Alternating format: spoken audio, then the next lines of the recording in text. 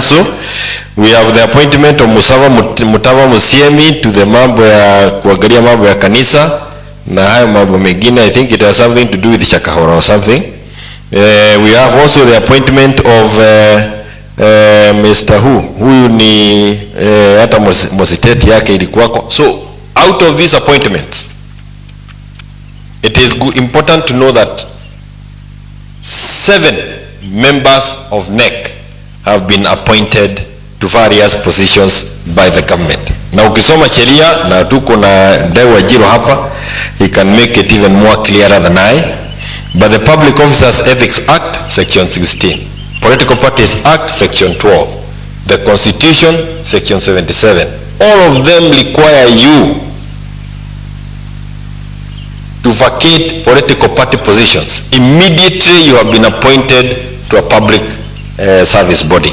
And all these boards are all under the Public Service Act. Kwa hivyo, kufuatia hiyo sheria, wale 7 are no longer officials of NEC. Na ukitoa 20 kwa 7 unabaki 14. Kati ya wale 14 tuko na wanachama ambayo they are loyal to our party leader and the party. There are 7. Wale wamebaki, ukitoa wengine kwa sababu ya jambo hili na lingine na wamejitoa, wamebaki 5. So if you wanted to know, those who have been asking which side has the majority of NEC, we have the majority of NEC. And we have resolved all the issues that our party vice chair has said. And mimi sitaki kurudia, but for the avoidance of that, let me say this. Our constitution allows us to call another NEC meeting. Ili mwenye anafikiria hakuitwa ajue na nataka kutangaza ya kwamba we will have another follow-up meeting next week Tuesday, so that any person mwenye anaweza sema hakuelewa atakuwa na hiyo nafasi. Umeelewa hiyo stano? Sababu mimi nakuona na simu sana na safari nyingi na ni karibu leo tena. Tunaelewana? So we will have another meeting in line with our constitution. It's not necessary, but we are giving it, we are giving him the second chance just in case they would want to come and clarify. So we'll have another meeting a day next week, so that if they wish to come, but we would serve the political party registrar with the resolutions of today's resolution, including the new members of IDRC, the National Disciplinary Committee, Internal Dispute Resolution Committee, and members of NEB. Those who may have been pretending to have been members, they should now hear it straight. Do not pretend to act on behalf of Jubilee. You will be impersonating your another person, or you'll be even acting outside the provisions of our constitution. Kwa hivyo wale ambao wamekuwa kiketi huko chini ya miti kwingineko wanawekwa safari, let me tell you, because you may not know, there is a day that committee, they call themselves IDRC, they took the whole of Gracia Hotel for a whole week na ikazingirwa na mapolisi ili waweze kupatisha mambo ya kusema ya kwamba wamefukuza Murathe, Kioni, party leader kwa chama. Yani ukola ambayo haijaonekana. You know, thuggery that should not be done by people who have any honor around themselves. Finally, on Wetangula, Moses Masika Wetangula, ndio mnaita Papa wa Roma. Papa wa Roma, he must become more decent and tidier than he is doing. He is going to go down as the worst speaker we have had since 1963.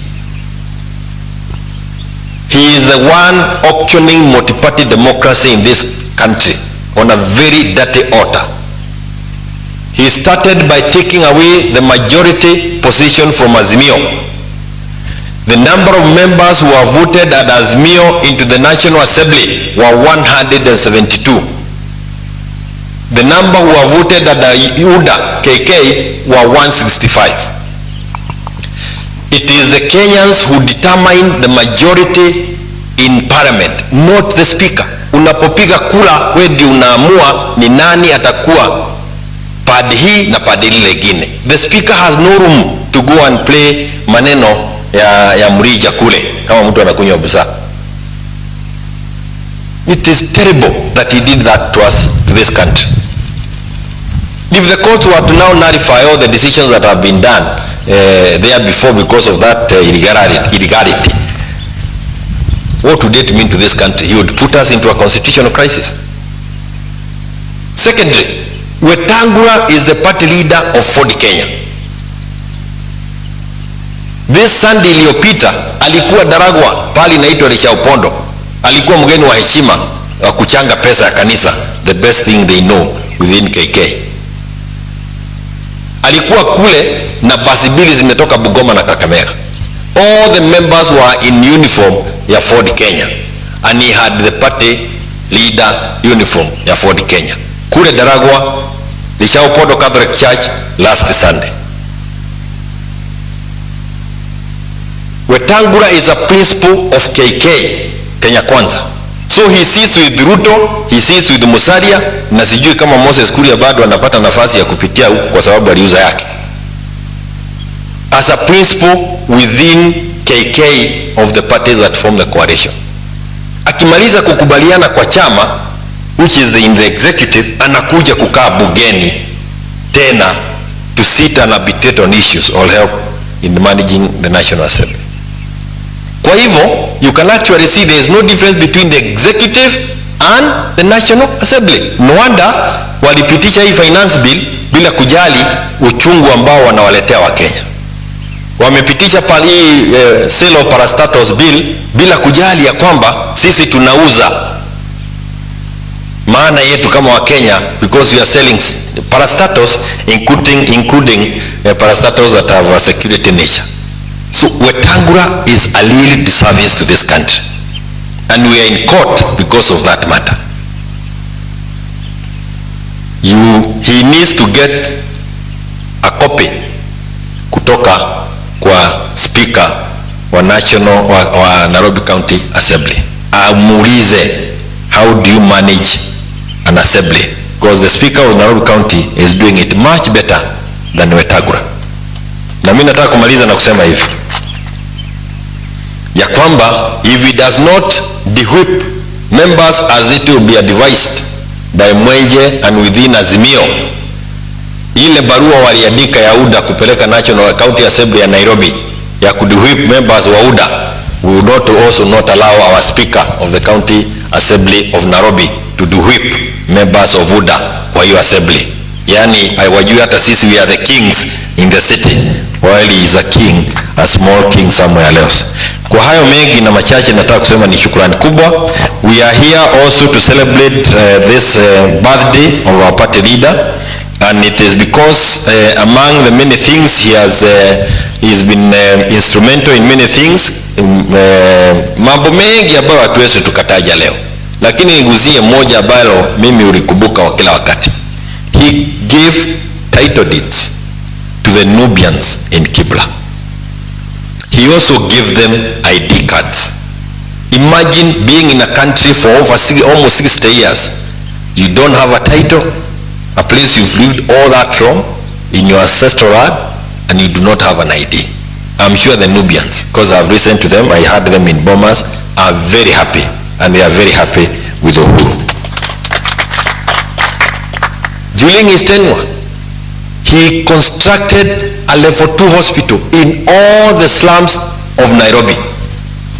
In all the slums, level 2 hospital.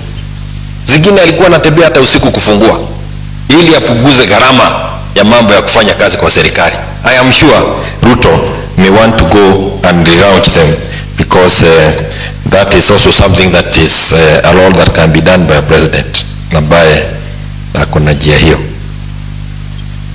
Mukasema SGR, look at that monumental development. SGR hata kama walisema haiendi popote, I see them looking for money now to take it forward, meaning it is useful for this country. They badmouthed it, it is there, it is going to help generations to come.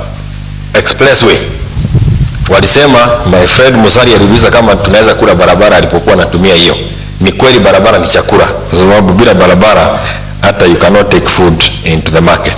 That's another milestone. Electricity connectivity in this country, another milestone. The national unity ambayo alileta, where every Kenyan was a shareholder, another milestone. He has been a father to this nation by ensuring that 100% transition.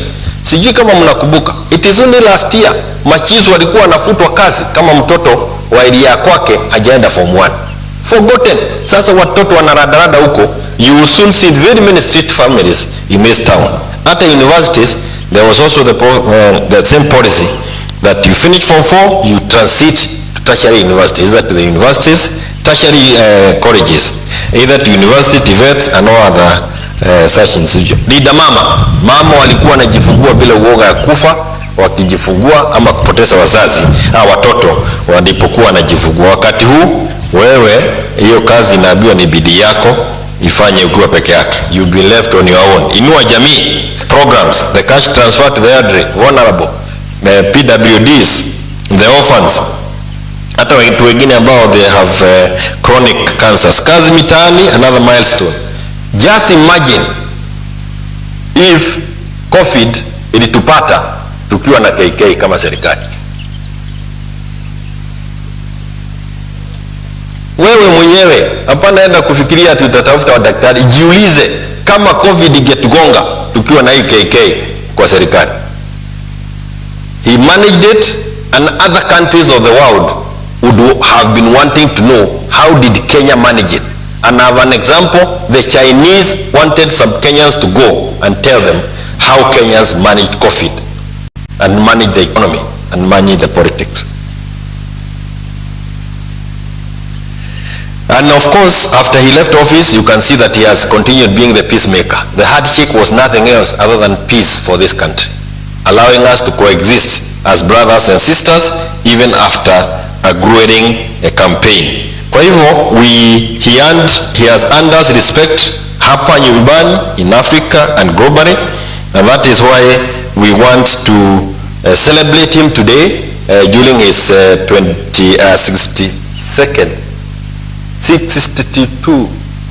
62 miaka 62. Hebu toa kwa yako.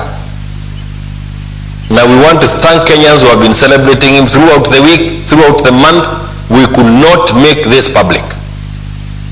If we had attempted to say yesterday ya kwamba tulikuwa na chelehe hii leo hapa, hii hapa yote, hii estate yote ikifurika na watu.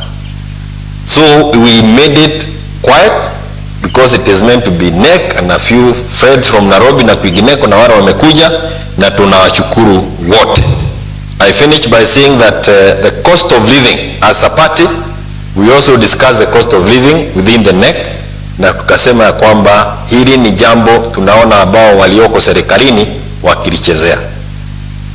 Sijui kama nyinyi mliona kama mimi leo kwa barabara mtu alikuwa anakuja chwa mpaka pale unaenda. Magari zimeenda wapi? Gharama ya petroli haiwezekani. Leo hii Kenya watu wanalala bila kula chakula. Tafadhali, and you know people think we are playing politics. We have families that sleep without eating. They even stay throughout the day without any hope of having a meal. And it is important that wale ambao wako serikalini, hata kama tunasema mazungumzo yawe kule national dialogue, mazungumzo ya gharama ya maisha, mambo ya gharama ya maisha ni ya wale ambao walituambia chukueni carton mwende nyumbani, siku yenu imebaki 8, mke tunajua kuendesha serikali, nyinyi muende. It is the responsibility of the KK regime so that to bring the cost of living down. If they don't, hiyo itakuwa jambo ambalo tutaongea baadaye kidogo. Kwa hayo mengi na machache, nataka kusema ni asanteni sana. That was necessary for us. We now move kukula hii kitu ambayo tutakula, lakini kidogo tuko na hawa jamaa. This is called hii tunasema bogi na jubilee. Bogi na jubilee. Na tukipiduka namna hii tunasema operation rudi nyumbani. Kuna